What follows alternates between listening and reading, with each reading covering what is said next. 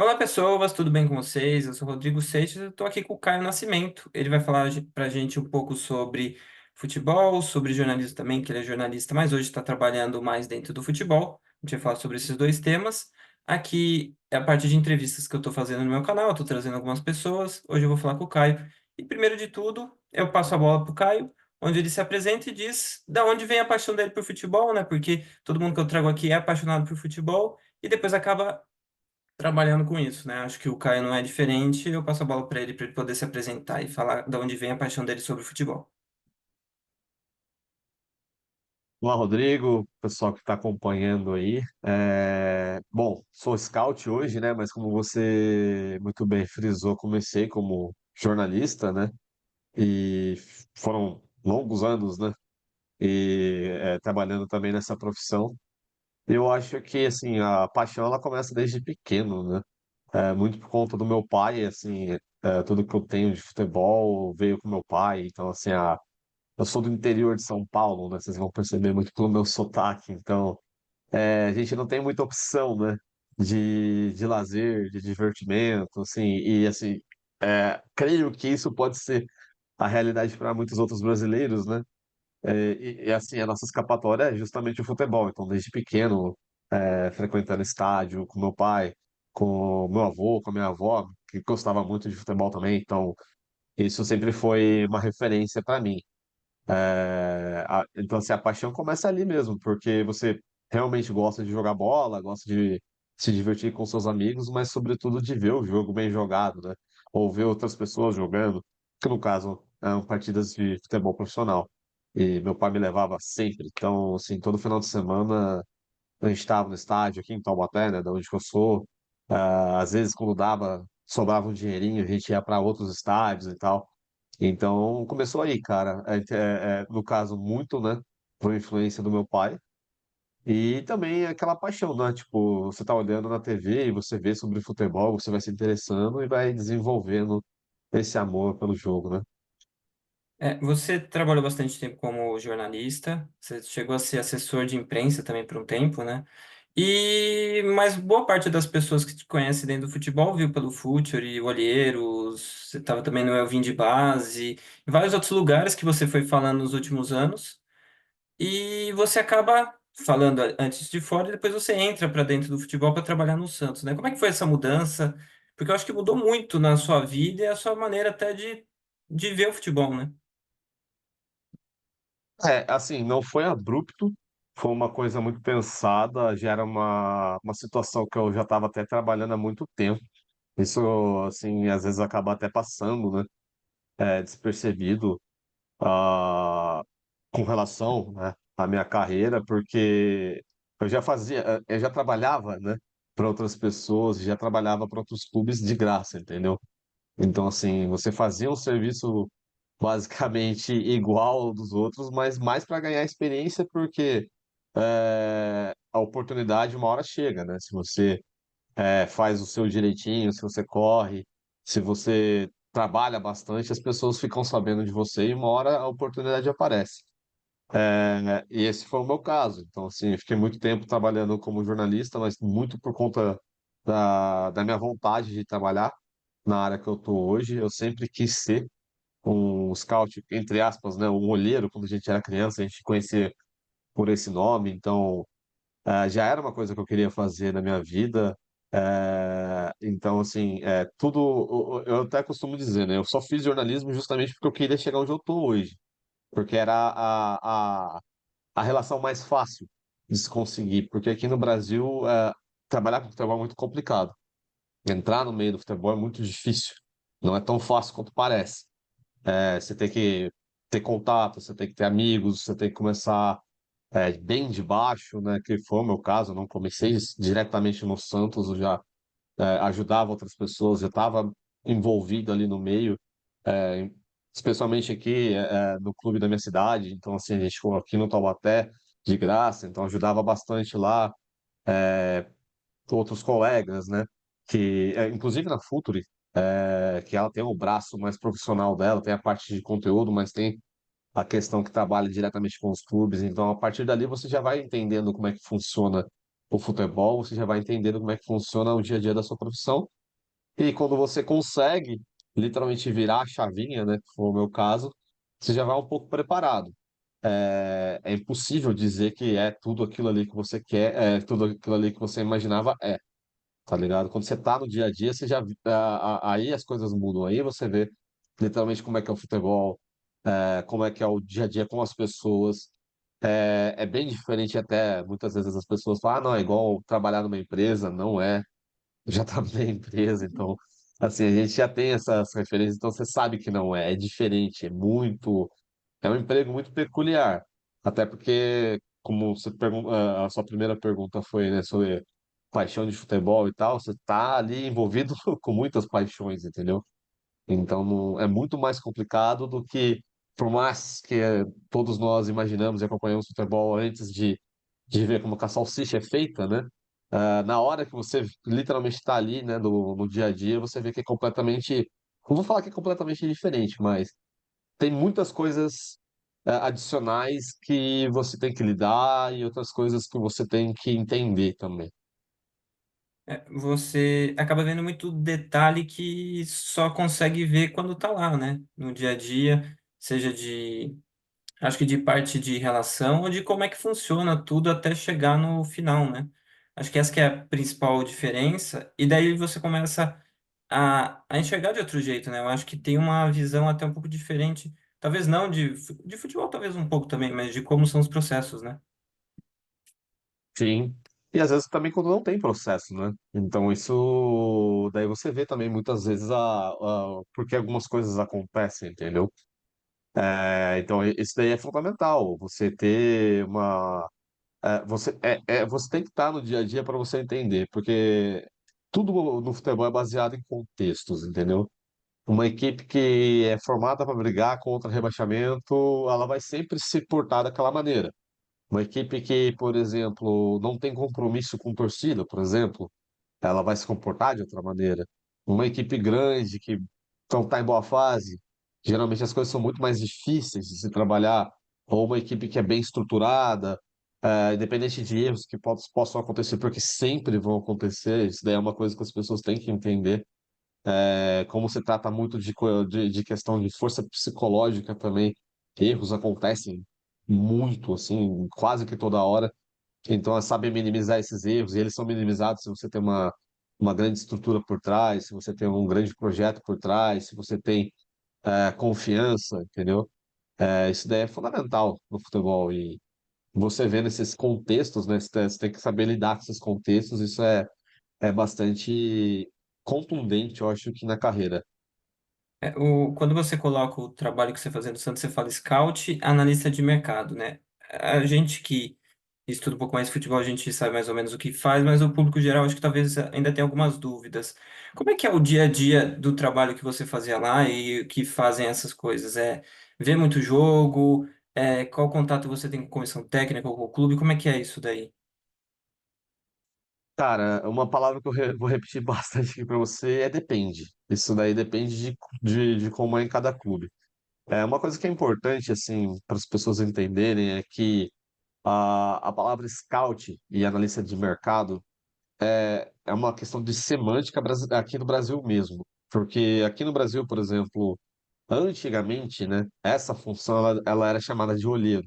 E antigamente, né, o olheiro ele era o cara que ele ia trazer jogadores mais para base, ou algum jogador, por exemplo, do interior, que ia fazer teste, entendeu? Era uma coisa mais lúdica, não era uma profissão até tão valorizada quanto ela é hoje. E justamente até essa palavra vem do inglês, né? Scout em inglês é batedor, então tem a ver com guerra, uma pessoa que vai fazer reconhecimento, entendeu? Então isso é trabalhar com inteligência, não é só trabalhar literalmente, não é só assistir, tá ligado? Você tem muitas outras coisas que implicam nessa função. E aqui no Brasil a gente também tem a questão da didática, né? No Brasil você não tem um curso, por exemplo, da CBF especificamente para um scout ou especificamente para análise de mercado. Você tem para análise de desempenho, que é outra coisa completamente diferente que muitas vezes as pessoas também confundem. Um scout com analista de desempenho ou um analista de mercado com analista de desempenho. São meio que funções e profissões irmãs, mas têm objetivos e filosofias diferentes. Nada impede, por exemplo, um analista de desempenho quebrar um galho numa análise de mercado, que geralmente é o setor, tá? A análise de mercado geralmente é o setor, não a profissão. É, ou o cara, de fato, migrar de analista de desempenho para um scout, por exemplo, trabalhar na análise de mercado. Isso pode acontecer, isso muitas vezes acontece. E, infelizmente, até para quem está no meio do futebol, quem trabalha com futebol, tem muita gente ainda que não entende essa semântica e essa diferença de funções. Acho que é tudo analista. Então acaba colocando todo mundo no mesmo pote e não é, né? Isso daí, às vezes, muitas vezes implica em decisões diferentes, filosofias diferentes, resultados muito díspares daquilo que foi discutido, entendeu? Então tem esse grande detalhe, que é sempre bom salientar.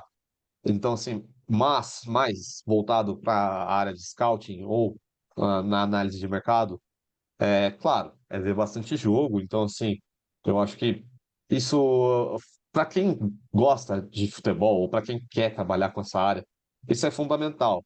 Então, assim, você gostar de passar muito tempo vendo o jogo, isso daí é fundamental. Você não pode ter, por exemplo, preguiça, ou não pode ter preconceito com o jogador, não pode ter preconceito com o país, não pode ter preconceito com altura, credo, essas coisas. Você tem que ser uma pessoa de mente muito aberta. A gente costuma falar muito entre si, né? O pessoal que trabalha nessa área, que você quebra muitos paradigmas, entendeu? Então, isso, infelizmente, a gente nota que não é uma coisa muito comum da nossa sociedade, né? A gente cada vez mais vê pessoas preconceituosas, intolerantes, e para você trabalhar nessa área, você não pode ser assim. Porque você vai ver muito jogo. Você vai ter que entender o contexto de cada jogador, de cada equipe, de cada país, de cada cultura. Isso daí implica. Então, você assiste muito jogo, você conversa muito, uma profissão que você tem que ter uma autonomia muito grande, porque, como eu disse, até quando eu traduzi a palavra scout é batedor, e batedor ele reconhece, né, na época da guerra, né, antigamente. Então ele fica espiando, entre aspas, o adversário e passa as informações. Então, um scout de futebol, geralmente ele faz isso, ele assiste muitos jogos, geralmente de maneira muito discreta, se ele vai ao campo, assiste muito vídeo. Então, assim, não vai só ao estádio, isso é importante, né, para quem tem interesse. Você assiste, eu acho que até mais vídeos e depois você vai para o estádio, para você ter certeza. Porque o campo não mente, né? Quando você está no campo e consegue ver o jogador, você vê como ele se comporta. Aí, já entregando um pouco o ouro, é como ele se comporta sem bola, se ele briga com o juiz, se ele fica olhando para o céu, sabe? Então, são informações importantes. Isso vai do caráter do atleta, isso vai da personalidade do atleta, que normalmente bate com a personalidade do jogador fora de campo. E hoje a gente costuma dizer isso, que a personalidade do atleta, né, ela é fundamental para saber aonde que ele vai chegar. Independente da qualidade técnica, independente do talento, né, que ele carrega, o mais importante, especialmente se tratando de futebol brasileiro, é força mental. Ser um jogador agressivo, um jogador batalhador, um jogador que realmente ele vai querer chegar em algum lugar, entendeu? Porque aí já vai muito da questão, né, aí é uma análise muito mais profunda e se eu ficar falando sobre isso vai levar horas e horas. Mas isso daí é uma das coisas que muito implica hoje no futebol, entendeu? Então, assim, você tem que assistir muito jogo, você vai conversar com muitas pessoas, você tem que ser muito discreto, porque é um trabalho de inteligência, né? Você está trabalhando com informação. E isso é até interessante porque isso parece muito com jornalismo, né? Jornalismo, quando você vai apurar uma matéria, quando você vai buscar uma história, quando você vê uma possibilidade de furo, você tem que conversar com muitas pessoas, você tem que ser muito discreto, você tem que ter uma certa lábia para descobrir, porque também, aí, como eu falei, depende muito de clube. Tem muito clube que não gosta, por exemplo, hoje em dia, de soltar scout para ficar falando com o empresário, com outras pessoas, porque talvez por questão de confiança, ou às vezes até por questão de ego, ou às vezes quer deixar tudo na mão de outra pessoa.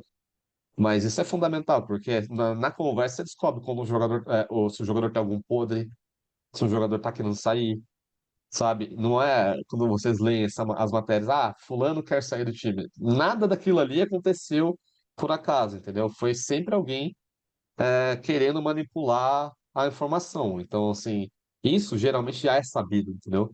Ela só vai a público, ela só vai para a imprensa se essa informação, quando chegou em quem tem o poder de tomar decisão, não a tomou. Então, alguém forçando, sabe? Então, assim, é um jogo muito interessante, às vezes até parece até lance de espionagem, né? Se for parar pra pensar. Você falou que trabalha com muita informação, mas eu sei também que vocês trabalham bastante com tecnologia, né? O quanto da tecnologia de ponta dessas, assim, você precisa saber ou aprender, ou, sei lá, dependendo do clube, você tem algumas pessoas que são muito mais dessa área de computação que vão te ajudar, ou você não, você tem que saber um pouco de cada coisa para poder adaptar tudo isso e trabalhar com a tecnologia que ajuda, né? Hoje todo mundo usa, então você precisa saber usar também, acho, né? Então, vou voltar a usar aquela palavra, depende. Depende muito de clube, depende muito de país e depende muito de filosofia. Por quê? Vou dar um exemplo. Ah, se você é um scout brasileiro para clube europeu, praticamente você não vai precisar usar nenhuma plataforma não uma plataforma de dados. Porque nesses clubes maiores, nesses clubes onde o scouting ele é muito mais desenvolvido, onde ele é muito mais trabalhado, onde existem processos muito mais solidificados e geralmente os projetos eles perduram, você tem, por exemplo, aí vem aquilo que eu falei da semântica, né? Você tem uma divisão muito clara e muito bem explicada da parte de performance e rendimento, que é onde fica a análise de desempenho, que é junto com a comissão técnica, muitas vezes, a área de scouting. Daí você tem um chief scout, um head scout e vários outros scouts. Então, geralmente, um clube, por exemplo, como o Liverpool, geralmente tem ah, uns 20 espalhados pelo mundo inteiro. Então, assim, cinco na Inglaterra, ou seis na Inglaterra e o restante em localizações específicas. E essas pessoas, como elas vão estar vendo muito mais jogos, muito mais vídeos, elas vão analisar certos aspectos mais importantes do jogador. A área de dados, por exemplo, ela também é separada. Aí vem a área de ciência de dados. E aí você tem o chefe de data, por exemplo, ou você tem o subchefe. Então, eles já têm tudo, eles já vão monitorando antes. Porque quando você trabalha com dados, aí também vai daquela coisa, dependendo de onde você está, você pode manipular isso de acordo com a filosofia do seu clube. Então, você já joga alguns nomes mastigados para os scouts e eles vão olhando por vídeo e depois pessoalmente, vídeo pessoalmente, vídeo pessoalmente, conversando com a gente, conversando com um colega, conversando com outro jogador que já atuou com ele. Aqui no Brasil, você tem que saber de tudo um pouco, porque não se dispõe, né, da mesma a estrutura, muitas vezes, diria que 80% dos clubes da Série A e B, se tiver mais de dois scouts no elenco não, no corpo de scout só, assim, é muito. São poucos os clubes que têm mais de cinco aqui no Brasil. O que é curioso, porque se você faz essa relação com a Argentina, você vê que tem muito mais. Eles pagam, eles têm muito mais gente trabalhando nessa área. Eles entendem melhor essa área do que nós, por enquanto. Isso está mudando, eu creio que vai mudar muito ainda, porque hoje as pessoas procuram saber muito mais sobre isso. Então você tem que saber de tudo um pouco. Você já tem que fazer um curso ali, um curso aqui. Geralmente se faz, procura esses cursos da PFSA, não sei se vocês já ouviram falar, que é Professional Association de Scouts, né, for Scouts, que lá eles te ensinam, eles te falam quais são as principais ferramentas, você aprende. Tem a Futre também faz isso, outras escolas, né? Mas geralmente não tem, por exemplo, uma desse nível. Aqui no Brasil, por exemplo, como eu te disse, a CBF não te ajuda nessa parte. Você meio que tem que procurar saber. A Federação Inglesa, né? Ela disponibiliza cursos também de graça, isso é importante salientar para quem tiver interesse depois. A PFSA também tem alguns que são de graça, especialmente se são licenças, como eles falam, um pouco mais baixas, né? Licenças iniciais. Isso daí já te dá uma estrutura, uma base. Então, você sabe, por exemplo, hoje qual é a principal ferramenta para conseguir dados, você sabe qual é a melhor custo-benefício, você sabe qual que não é tão melhor, mas você sabe que você precisa porque seu time não tem dinheiro e você precisa de ajuda. Então, assim, você tem que saber. Hoje, eu acho que é interessante falar isso. Hoje, o scout brasileiro ele tem que saber, especialmente se ele vai trabalhar, né, numa equipe que não tem tanta não tem uma estrutura tão grande assim, sabe, no departamento de mercado. Quando a gente pensa em futebol do mundo todo, a gente sabe que tem algumas bases que são muito famosas, né? Como do Ajax, do Barcelona, e também, sei lá, o Real Madrid também mostra que tem muitos jogadores, mas elas não têm necessariamente a mesma formação, é o mesmo caminho, né? Isso hoje, quando a gente enxerga o mundo com mais informação, o quanto eles gostam de passar essas informações entre clubes, o quanto ela não é passada, é através de pessoas que são contratadas de um clube para outro, como é que funciona essa parte? Ou tem muito medo dos clubes de, sei lá, alguém entregar um ouro para o outro, de alguma parte assim, ou não necessariamente? Não necessariamente, tá? Nada no futebol é certeza, tá? Isso é impossível, tá? A não ser um Messi, sabe? Ou não existe outra certeza que não seja o Messi no futebol. Então, assim, é difícil você falar que, por exemplo, algum clube quer ou não quer compartilhar informação, ou vai ou não vai compartilhar informação. Mas também existe uma coisa que é muito importante que às vezes as pessoas demoram a entender, que é o poder, é como se fosse o soft power, né? Por exemplo, o K-pop para a Coreia, né? É um soft power, eles gostam de mostrar o K-pop para mostrar um outro lado da Coreia do Sul. Os Estados Unidos tem um soft power deles, com Hollywood, por exemplo. Então, assim, algumas bases, como a do Ajax, como a do Barcelona, como até do próprio Santos aqui no Brasil, é importante você ter uma marca e você ter um soft power hoje no futebol. Porque a gente sabe que o mercado e o marketing, eles têm uma força tremenda para você angariar fundos.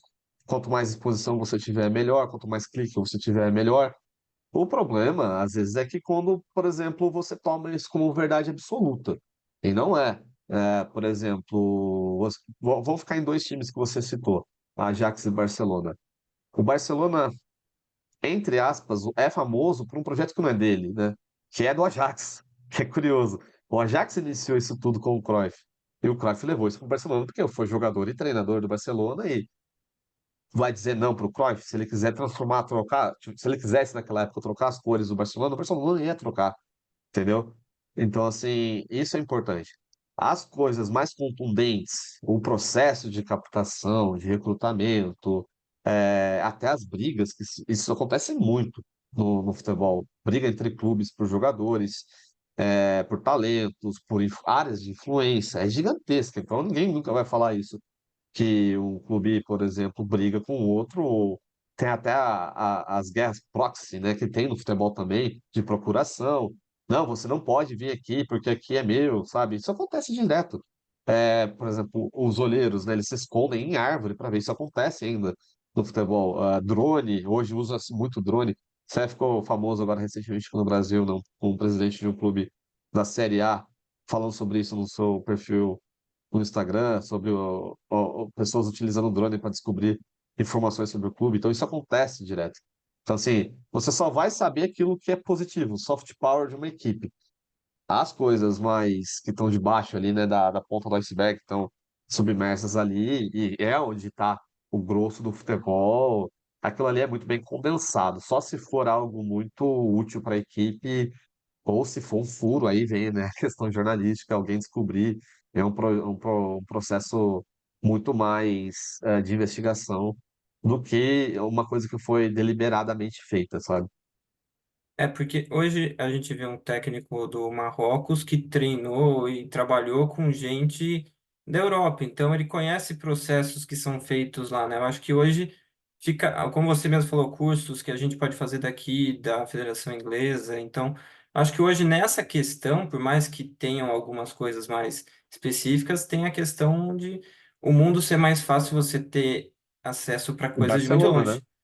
O É. Barcelona tem a Barça Academy, por exemplo, que é muito boa, só que você não pode tomar, né, o curso do Barcelona como uma verdade absoluta, porque isso não deixa de ser um soft power do Barcelona, entendeu? É bom, é importante para você entender como eles pensam, de maneira bem genérica, mas isso não quer dizer que é algo que você pode aplicar em qualquer lugar, né? Porque volta àquela questão que a gente estava falando sobre contexto. O Lilo, que trabalha hoje com o Guardiola, até falou uma vez que o mundo, às vezes, se criam jogadores muito parecidos nos últimos anos, né? Não sei se você concorda com isso. Totalmente, totalmente. Até porque é aquilo, é você tomar como uma verdade absoluta que ah, pô, a gente está gravando hoje dia 16, né, dia 16 de abril. Você pega, por exemplo, a derrota acachapante do Barcelona contra o Paris Saint-Germain. Você pega escolas totalmente diferentes ali. Então, assim, são verdades totalmente diferentes ali, né? Então, assim, o Barcelona sempre criou-se aquela ideia de que tem que ter um volante que, independente da altura, estatura, ele tem que ser técnico. Às vezes você não vai conseguir esse cara, entendeu? Então você vai ter que compensar de alguma maneira. E vão ter jogadores que, por mais que você tente imputar isso no jogador, essa qualidade no jogador, ele não vai conseguir. Porque hoje o jogo é muito mais físico. Não tem como você desapegar disso. Um grande exemplo, eu acho que é meio que inegável, que hoje o melhor volante é o Rodri, né? O Rodrigo do Barcelona, olha, do Manchester City. Ele é o mais próximo do volante ideal porque ele alia força física, altura, qualidade técnica, é, muita força psicológica. Você não vê ele se desapegar muito do jogo, ele literalmente desconcentrar, toma poucos cartões. Ele, Chute de tudo bem fora que ele da se área. machucou recentemente, mas é difícil ele se machucar. Ele é capitão, apesar de não usar muitas vezes a braçadeira, ele tem essa presença. Então, ó, são 7 coisas já que a gente Chute falou de fora sobre da área o ele tem Pedro. também, né? E faz gol às Finalização, vezes.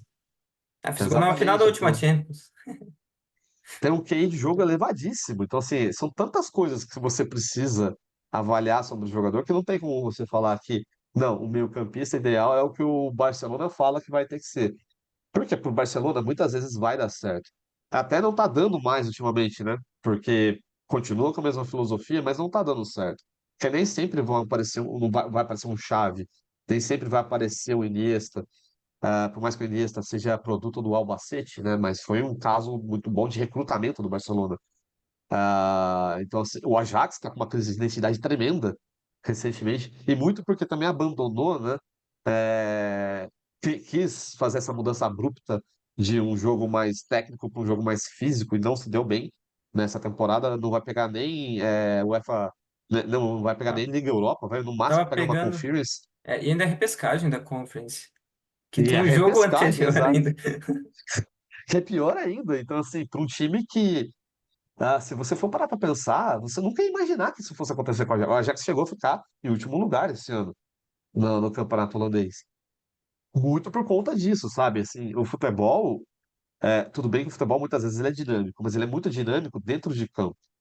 Fora de campo, aí que vem a questão do profissionalismo. Você precisa, tudo precisa ser muito bem processado, tem que ser muito hierarquizado, porque uma mudança ou um erro de mudança de gerência, tudo desmorona, cara. Isso já passou tá passando com o Ajax, já passou com o Barcelona, vai perdurar mais alguns anos. Então, assim, não é fácil, cara, fazer futebol. Normalmente, a última pergunta eu passo para a pessoa poder indicar onde a gente pode ver o trabalho dela. No seu caso, como até é um trabalho mais de descrição, tudo, acho que talvez para você eu passo mais para você, sei lá, passar uma dica para alguém de alguma coisa que possa, para entender mais sobre futebol, de alguma coisa nesse sentido. Exatamente. Se você me vê, é porque realmente eu dei mole. Então, assim, isso acontece. Inclusive, eu te vi recentemente no jogo do Campeonato Paulista do Bragantino. Então, já vou entregando o ouro aqui. Talvez você vai se lembrar. É que eu te vi de longe, mas depois você me conta se você sabe qual jogo foi. Mas, assim, muita gente me pergunta, cara, como faz para trabalhar na área. Assim, vou tentar passar mais ou menos o caminho das pedras. Eu não gosto, tipo, de dar método, sabe? Porque cada um tem a sua história, cada um tem a sua trajetória, cada um tem a sua vida pessoal, assim, não as pessoas são diferentes. Então, assim, há algumas coisas que você pode fazer que vai te levar a esse lugar. Para quem quer trabalhar primeiramente, né, com o que eu faço, que é ser um scout, ou trabalhar na área de scouting, de captação e recrutamento, é entender literalmente as diferenças, que eu já expliquei. Que, claro, por mais que sejam analistas, é diferente de um analista de desempenho, é diferente de um analista só de dados, é diferente de um analista de performance específica, sabe? Então, assim, primeira coisa é você ter certeza que você quer fazer isso. Segundo, tem que ter muita. Personalidade, eu acho isso importante para quem quer trabalhar com isso, porque você vai abrir mão de muitas coisas. Você vai abrir mão, por exemplo, de aparecer, você vai abrir mão de receber a atenção que, por exemplo, geralmente quem está também no front recebe, por exemplo, comissão técnica, diretor, presidência. Você não vai ser esse cara, entendeu? E isso é bom também, porque você vai ter uma autonomia, uma paz de espírito para trabalhar. E, claro, procurar alguns cursos que vão te ajudar a entender a base. E aí vem a questão empírica, que eu acho que é fundamental, né? Começar de baixo, se você tem uma dificuldade, se você não tem alguém que você conheça num clube grande, procura os clubes menores, cara, porque eles sempre vão precisar de ajuda. É foda falar a palavra foda, me desculpa se não pode falar, mas é complicado trabalhar de graça, mas muitas vezes esse é o início, ali que você começa, ali que você vê o futebol de verdade, porque a esmagadora maioria das equipes brasileiras, elas não dispõem de estrutura para as pessoas trabalharem. Você precisa convencer muita gente que você sabe que você pode fazer. Então, se você começa de baixo, vai galgando o seu lugar, você até chega em um patamar muito maior depois. Mas você chega também com muito mais experiência, muito mais bagagem, e isso é fundamental para você conseguir se manter por 2 anos, que é muito hoje numa equipe, 3 anos, alguns ficam até 10. Então, assim, isso é uma base muito importante. Eu acho que essas são as principais coisas que eu tenho para falar. Eu sonho ainda em ver que isso vai ser mais difundido no Brasil. Vai ter uma categoria específica que as pessoas, né, que trabalham com scout vão ser reconhecidas por isso e não por outras coisas. E é basicamente isso, Rodrigo. Então, é isso. Esse foi o Caio. Ele espera que vocês não encontrem ele por aí em algum estádio, mas então é as dicas, tá aí tudo que ele falou sobre futebol. Acho que para quem acompanha futebol é sempre legal entender sobre quem está no meio, porque a gente aprende mais, a gente conhece mais e passa a, a até entender mais sobre futebol. Então é isso. Tem outras entrevistas aqui. Eu entrevistei já o Bruno Rodrigues ontem, tem também entrevista com o Felipe Simonetti e também tem a Juliane Santos. Você pode entrar aqui, tem uma playlist com as entrevistas, você pode acompanhar. Esse foi o Caio. Até o próximo vídeo aqui. Valeu.